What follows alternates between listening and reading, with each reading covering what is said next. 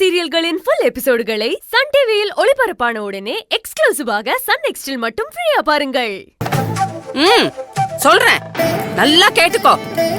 இந்த வீடு இருக்கே, இந்த வீடு மட்டும் இல்ல, இந்த வீட்டை சுத்தி இருக்கிற நிலம், காடு, மேடு எல்லாமே என் பேர்ல இருக்கு.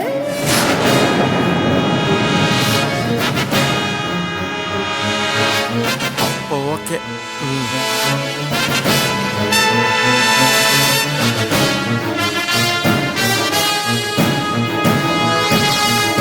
உங்க சட்டத்துல பாட்டம் பேர்ல இருக்கிற சொத்தெல்லாம் பேரனுக்கு தான் போய் சேரணும்னு எல்லாம் எனக்கு தெரியும். ஆனா அந்த சொத்தெல்லாம் இப்போ என் புருஷன் பேர்ல இல்ல, இப்ப இது என் பேர்ல இருக்கு. நான் யாருக்கு எழுதி வைக்கிறேனோ அவங்களுக்கு தான் இந்த சொத்து போய் சேரும். கூட்டு குடும்பமா எல்லாம் ஒன்னா வாழணும் தான் இந்த வீட்டுல கூட்டிட்டு வந்து வச்சிருக்கேன். அத கெடுக்கணும்னு யாரு நினைச்சாலும் அது நடக்காது. இவ்வளவு ஏன், இந்த சொத்தை என்கிட்ட இருந்து யாரு அபகரிக்கணும்னு நினைச்சாலும் அது நடக்காது. இது எல்லாத்தையும் எப்போ யாரு பேருக்கு எழுதி வைக்கணும்னு எனக்கு தெரியும். வீட்டுல ஒத்துமையா இருக்கிறவங்கள பிரிச்சு வெளியில அனுப்பணுங்கிற எண்ணத்தை விட்டுட்டு ஒழுங்கா பொழைக்கிற வழிய பாரு. டேய், இந்த வீட்டுல சொத்தை பத்தி பேசுறது இதுவே கடைசியா இருக்கட்டும். உன் பொண்டாட்டி கிட்ட சொல்லி வை. சொல்லிடுறேம்மா. கூகுள், தோட்டத்துல காய்கறிகளோட ஏத்த வேண்டாம், போடா. போ. போறேன். கஸ்தூரி, நான் வரேன்.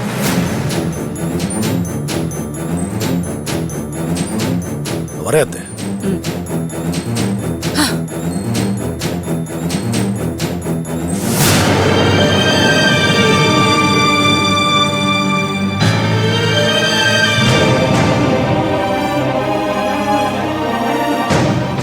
இது எல்லாமே அவரோட சொத்து.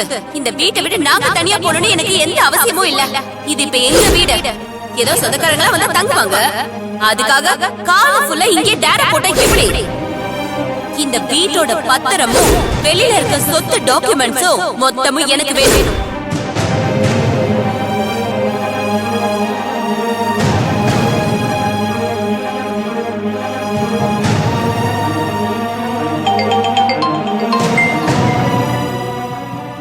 ஹலோ, சொல்லுங்க ஐயா. நீ வரேன்னு சொன்னியே, இன்னும் காணுமேம்மா. உன் ஃபைல காணும்னு நான் போலீஸ் ஸ்டேஷன்ல கம்ப்ளைண்ட் பண்ணியிருந்தேன். போலீஸ்காரங்க இங்க வந்து விசாரிச்சுட்டு போனாங்கம்மா. உங்ககிட்டயும் சில டீடைல்ஸ் கேட்கணும்னு சொன்னாங்கம்மா. ஐயா, எனக்கும் அங்க வரணும் தாங்கய்யா இருக்கு. ஆனா எங்க வீட்ல அடுத்தடுத்து ஏதாவது ஒரு பிரச்சனை வந்துட்டே இருக்குங்க ஐயா. இப்ப எல்லாத்தையும் அப்படியே விட்டுட்டு வர முடியாத சூழ்நிலையில இருக்கேன். அம்மா, குடும்பம்னா சின்ன சின்ன பிரச்சனைகள் வந்துகிட்டு தாம்மா இருக்கும். ஆனா உனக்கு அதை விட பெரிய பிரச்சனை ஒண்ணு இருக்குமா. இன்னும் உன் அப்பா அம்மா யாருன்னு தெரியலையம்மா. அது மட்டும் இல்லாம இத்தனை வருஷத்துக்கு அப்புறம் ஏன் உன் ஃபைல இப்ப வந்து எடுத்துட்டு போனாங்கன்னு நீ தெரிஞ்சுக்கணும்மா. நீ வந்து அது என்ன ஏதுன்னு பாருமா. போலீஸ் நமக்கு உதவி பண்றதா சொல்லியிருக்காங்கம்மா. நானும் என்னால ஆன உதவியை உனக்கு செய்யறேம்மா. சரிங்க ஐயா, நான் உடனே அங்க வரேன். சரிம்மா. யாரு மீனா போன்ல? ஆசிரமத்துல இருந்து சதானந்தம் ஐயா தான் பேசினாரு. என்னவா? ஆசிரமத்துல என்னோட ஃபைல் காணாம போச்சுன்னு அவரு போலீஸ்ல சொல்லிருக்காரு. போலீஸ் வந்து விசாரிச்சாங்களா. போலீஸ்க்கு சில இன்ஃபர்மேஷன் வேணும்னு என்ன வந்து பார்க்க சொல்லிருக்காங்களா. நானே சொல்லணும்னு நினைச்சேன் மீனா. நீ சென்னைக்கு போ, போயிட்டு கொஞ்ச நாள் ஆசிரமத்துல தங்கிரு. இங்க இருக்கிற ஒரு சில பேரு உன்னை வெறுக்கிறங்கிற பேர்ல உன் மனசை காயப்படுத்திட்டு இருக்காங்க. எனக்குமே இங்க இருக்க விருப்பம் இல்ல மீனா. ராம், நீயே இப்படி பேசினா எப்படி ராம்? உன்கிட்ட இருந்து நான் இதை எதிர்பார்க்கவே இல்ல. ஒரு சிலர் புரியாம பேசுறாங்கன்னா நாமளும் அவங்களுக்கு ஏத்த மாதிரி பேசணும்னு எந்த அவசியமும் இல்ல ராம். நாம எல்லாருக்குமான நியாயத்தை பேசினாலே போதும். நீ ஏன் இங்க இருக்க கூடாதுன்னு சொன்னேன்னு என்னால புரிஞ்சுக்க முடியுது. ஆனா நாம இங்க நமக்காக இல்ல, நம்மளோட பாட்டிக்காக இருக்கோம். இப்போ அஞ்சலி ஏதோ ஒரு வார்த்தை பேசினாங்கிறதுக்காக நம்ம இந்த வீட்டை விட்டு போறோம்னு சொன்னா நமக்காக மட்டுமே நம்ம சுயநலமா வாழ்ற மாதிரி இருக்கும். ஆனா நாம நமக்காக மட்டுமே வாழக்கூடாது ராம். நம்மள சுத்தி இருக்கிறவங்களுக்காக வாழணும். கூட இருக்கிறவங்க எல்லாரையுமே எப்பவுமே சந்தோஷமா பாத்துக்க முடியலனாலும் நாம கூட இருந்தா யாருக்கெல்லாம் நிம்மதி இருக்கோ அவங்களுக்காகவாவது இருக்கலாம்ல. இல்ல மீனா, எனக்கு இப்போ உன் நிம்மதி மட்டும்தான் முக்கியமா தெரியுது. நீ இந்த வீட்டுல இருக்கிறது சிலருக்கு பிடிக்க மாட்டேங்குது.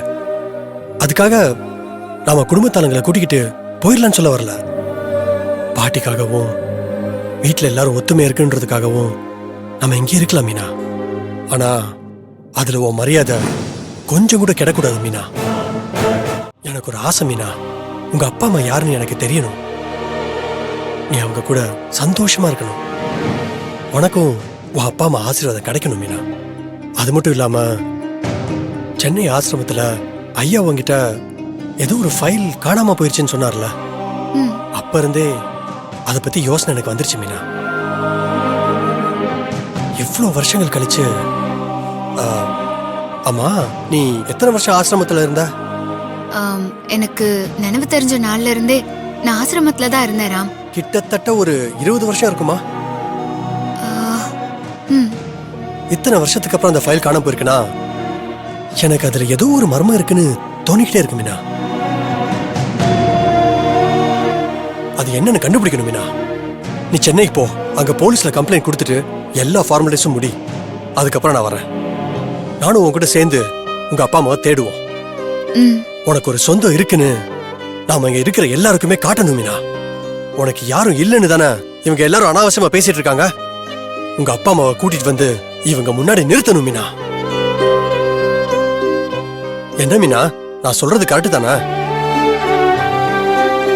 என் அப்பா அம்மாவை பார்க்கணும்னு நானும் தினம் தினம் ஏங்கிட்டு தான் ராம் இருக்கேன்.